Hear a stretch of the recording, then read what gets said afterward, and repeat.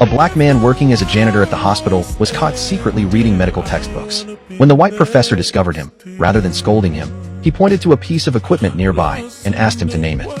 Van Slyke Needle Gas Manometer, sir, doctor. The janitor was able to identify this obscure instrument without hesitation, which greatly surprised the professor and earned his admiration.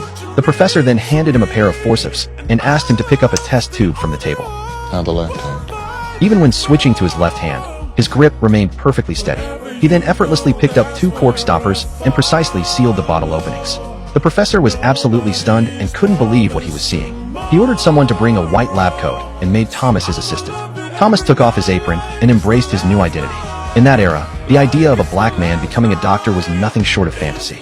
Thomas constantly carried a medical textbook with him and soon learned to calculate anesthesia dosages based on patients' body weight. The professor marked a spot on a dog's abdomen and instructed Thomas to make an incision along the marking. Although it was his first surgery, Thomas remained remarkably calm as he made the cut.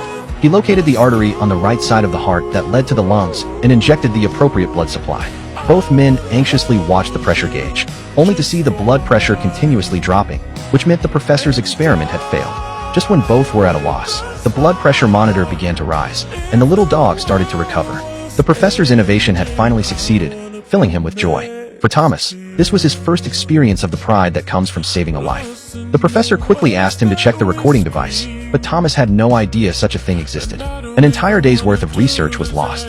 The professor's expression instantly changed as he launched into a furious tirade at Thomas, using every curse word imaginable. Thomas had thought the professor was his mentor, but these words precisely shattered his psychological defenses. Furiously, he tore off his coat and walked away without looking back. At that moment, the professor noticed the notes Thomas had left behind. It turned out that not knowing about the recording device, Thomas had hand-drawn records of all the information, even more detailed than what the machine would have captured.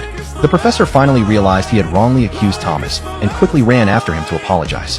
He admitted that Thomas was an excellent assistant and promised such incidents would never happen again, begging him to stay.